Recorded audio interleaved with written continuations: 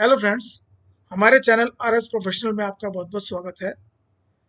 Financial year 2021-22 अभी अभी समाप्त हुआ है तथा उससे संबंधित इनकम टैक्स रिटर्न भरने की यूटिलिटीज भी इनकम टैक्स के पोर्टल पर आ गई हैं। बहुत सारे व्यक्ति अपनी इनकम टैक्स की रिटर्न या तो भर रहे हैं या नियर फ्यूचर में भरने वाले हैं। तो ऐसे व्यक्ति जो नियर फ्यूचर में अपनी इनकम टैक्स रिटर्न भरने वाले हैं, उन व्यक्तियों को ध्यान में रखते हुए हमने एक टॉपिक का चयन किया है, फॉर्म 61A ट्रांजैक्शंस। इन ट्रांजैक्शंस पर रहती है इनकम टैक्स डिपार्टमेंट की नज़र। इनकम टैक्स रिटर्न भरते समय इन ट्रांजैक्शन का रखिए ध्यान। इन सभी ट्रांजैक्शंस को आपको अपनी इनकम टैक्स रिटर्न भरते समय ध्यान रखना चाहिए। आप सभी लोगों से मेरी रिक्वेस्ट है, यदि आपको हमारी वीडियो पसंद आए, इसको लाइक करें, चैनल को सब्सक्राइब करें, अन्य पर्सन्स को वीडियो शेयर करें ताकि ज़्यादा से ज़्यादा लोग इसका बेनिफिट उठा सकें। Let's start our presentation.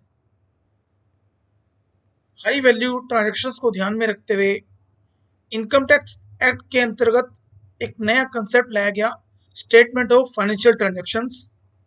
Income tax act की सेक्शन 285BA के अंतर्गत कुछ बॉडीज को स्पेसिफाइड किया गया कि वे रूल नंबर 114E के अंतर्गत कुछ स्पेसिफिक ट्रांजैक्शंस को फॉर्म नंबर 61A में दाखिल करें। फर्स्ट ट्रांजैक्शन हमारी है कैश पेमेंट, जिससे हम 10 लाख या 10 लाख से ज़्यादा के किसी बैंक से या कोऑपरेटिव बैंक से डीडी बनवाते हैं या पे ऑर्डर बनवाते हैं। ऐसी सभी जानकारी फॉर्म नंबर 61A के माध्यम से बैंकिंग कंपनी या cooperative banks income tax department को बताती हैं और ये हमारी जानकारी AIS में शो होती है। अभी अगर हम अपनी इनकम टैक्स रिटर्न भर रहे हैं तो ऐसी सभी जानकारी इसका हमें ध्यान में रखना चाहिए। दूसरी हमारी जानकारी भी बैंकिंग कंपनीज और कोऑपरेटिव बैंक के द्वारा दाखिल की जाती है। यदि हम बैंकिंग कंपनी या कोऑपरेटिव बैंक के माध्यम से कोई भी बॉन्ड या किसी प्रकार का बॉन्ड जैसा कोई इंस्ट्रूमेंट 10 लाख या 10 लाख से ज़्यादा का कैश में परचेज करते हैं तो इसकी जानकारी भी फॉर्म नंबर 61A के माध्यम से इनकम टैक्स डिपार्टमेंट को दी जाती है और ये सभी जानकारियाँ हमारी AIS में, जो कि पहले 26AS था, उसमें शो होती हैं। थर्ड आता है वो भी जानकारी बैंकिंग कंपनी या कोऑपरेटिव बैंक के माध्यम से दी जाती है। किसी भी करंट अकाउंट में 50 लाख या 50 लाख से ज़्यादा की अमाउंट को डिपॉजिट हुआ हो या विड्रॉल हुआ हो, क्योंकि करंट अकाउंट ज़्यादातर बिजनेसेस अकाउंट होते हैं, तो ऐसे सभी करंट अकाउंट जिनमें 50 लाख या 50 लाख से ज़्यादा का डिपॉजिट या विड्रॉल हुआ है, तो इसकी सभी जानकारी भी बैंकिंग कंपनीज या कोऑपरेटिव बैंक के द्वारा इनकम टैक्स डिपार्टमेंट को बताई जाती हैं। तो हमारी जितनी भी बिजनेस करने वाली पर्सनस हैं, चाहे वो इंडिविजुअल्स हैं, पार्टनरशिप फर्म्स हैं, कंपनीज हैं, वो अपनी इनकम टैक्स रिटर्न भरते समय ऐसी सभी ट्रांजैक्शंस का ध्यान में रखें। फोर्थ हमारी ट्रांजैक्शंस हैं कोई भी ऐसा डिपॉजिट जो कि 10 लाख या 10 लाख से ज़्यादा हमने किसी बैंक अकाउंट में किया हो।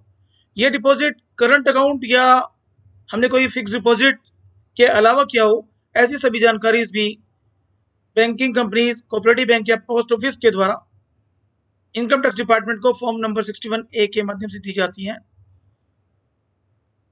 5वें नंबर पर है banking companies, cooperative bank, post office या निधि कंपनी से NBFC के द्वारा ये जानकारियाँ दी जाती हैं। क्योंकि आज का ज़माना डिजिटल का ज़माना है और आज हम विभिन्न प्रकार के क्रेडिट कार्ड्स के द्वारा पेमेंट करते हैं, तो वो सभी पेमेंट्स जो हमने क्रेडिट कार्ड के माध्यम से की हैं, जिसकी कैश पेमेंट 1 लाख से ज़्यादा हमने पूरे साल में की है या 10 लाख से ज़्यादा कैश के अलावा अन्य मोड के द्वारा हमने क्रेडिट कार्ड से की है, उन सभी की जानकारी भी बैंकिंग कंपनीज, कोऑपरेटिव बैंक अन्य के द्वारा इनकम टैक्स डिपार्टमेंट को दी जाती हैं। तो ऐसी कोई अगर ट्रांजैक्शंस हमने की हैं तो इन ट्रांजैक्शंस को भी हमें ध्यान में रखना चाहिए और AIS में जो भी जानकारी दी हुई है उसको ध्यान में रखते हुए हमें अपनी इनकम टैक्स रिटर्न भरनी चाहिए।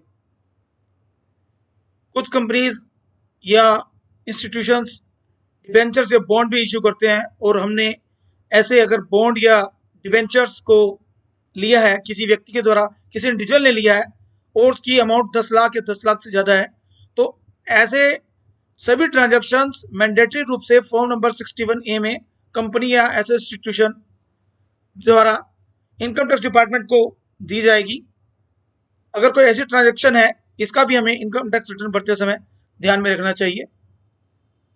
आजकल बहुत सारी व्यक्ति शेयर ट्रेडिंग का काम कर रहे हैं, आईपीओस में इन्वेस्टमेंट कर रहे हैं। रिसेंटली अभी एलआईसी का इशू आया था, या इस तरह से पेमेंट, पेटीएम, जोमेटो, इस तरह के जितने भी हमारे इश्यूज आते हैं उनमें आजकल बहुत सारे लोग बढ़ चढ़ करके पैसा लगा रहे हैं कंपनीज में। अगर कोई किसी कंपनी में हमने पैसा लगाया है शेयर के माध्यम से और उसकी अमाउंट किसी इंडिविजुअल के द्वारा 10 लाख या 10 लाख से ज़्यादा की है, तो ऐसी सभी जानकारी भी कंपनीज के द्वारा इनकम टैक्स डिपार्टमेंट को दी जा रही हैं। तो इनका भी हमें अपनी रिटर्न भरते समय ध्यान देना चाहिए। विभिन्न कंपनीज, लिस्टेड कंपनीज के द्वारा शेयर बायबैक किया जाता है। अगर किन्हीं कंपनी ने शेयर बायबैक की ऑफर दी है और हमारे द्वारा 10 लाख या 10 लाख से ज़्यादा की कोई ऐसी अमाउंट हमने इन्वॉल्व की है, तो ऐसी सभी जानकारी भी लिस्टेड कंपनीज के द्वारा इनकम टैक्स डिपार्टमेंट को दी जा रही हैं। इनका भी हमें इनकम टैक्स रिटर्न भरते समय ध्यान में देना चाहिए। आजकल विभिन्न व्यक्ति इन्वेस्टमेंट करने के एक नया साधन का, नए मोड का यूज़ कर रहे हैं, उसको म्यूचुअल फंड कहते हैं। म्यूचुअल फंड्स में भी बहुत सारे लोग बाग इन्वेस्टमेंट कर रहे हैं, डायरेक्ट मार्केट से परचेज ना करके म्यूचुअल फंड के माध्यम से अपना इन्वेस्टमेंट करते हैं। और यदि किसी व्यक्ति ने 10 लाख या 10 लाख से ज़्यादा के म्यूचुअल फंड्स के यूनिट्स लिए हैं, तो ये जानकारी भी इनकम टैक्स डिपार्टमेंट को जा रही है। तो इन सभी जानकारी को ध्यान में रखते हुए आपको अपनी इनकम टैक्स रिटर्न भरनी चाहिए। नेक्स्ट,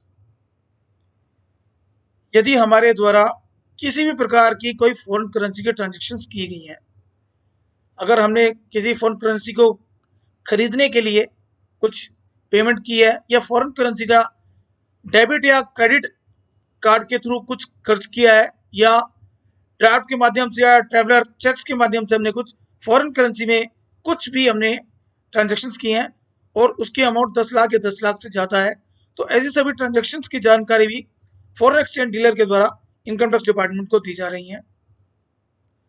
आज एक बहुत ही इंपॉर्टेंट इशू है, यदि कोई प्रॉपर्टी हम सेल कर रहे हैं या परचेज कर रहे हैं, विशेषतः इमूवेबल प्रॉपर्टीज जो सेल कर रहे हैं या परचेज कर रहे हैं, उसकी अमाउंट हमारी स्टैम्प वैल्यूएशन अथॉरिटी के वैल्यूएशन के हिसाब से 30 लाख या 30 लाख से ज़्यादा है, तो ऐसी सारी प्रॉपर्टीज की वैल्यूज भी इनकम टैक्स डिपार्टमेंट को दी जा रही है। इसका भी हमें इनकम टैक्स रिटर्न भरते समय ध्यान रखना चाहिए। लास्ट कुछ ट्रांजैक्शंस ऐसी होती हैं जो कि इनकम टैक्स एक्ट में 44AB के अंतर्गत ऑडिट करवाने वाले व्यक्तियों के द्वारा इनकम टैक्स डिपार्टमेंट को दी जाती हैं। जैसे कि यदि उन्होंने किसी व्यक्ति को 2 लाख की सेल की है या 2 लाख से ऊपर की सर्विस प्रोवाइड की है, जैसे कि किसी ज्वेलर ने 2 लाख रुपए से ऊपर की ज्वेलरी कैश किसी पर्सन को सेल की है या किसी को कार परचेज की है, तो ऐसी सभी जानकारी भी इनकम टैक्स डिपार्टमेंट को दी जा रही हैं। तो अपनी इनकम टैक्स रिटर्न भरते समय इन सब जानकारी का भी आप ध्यान में रखें, प्रॉपर रूप से इनकम टैक्स रिटर्न फाइल करें।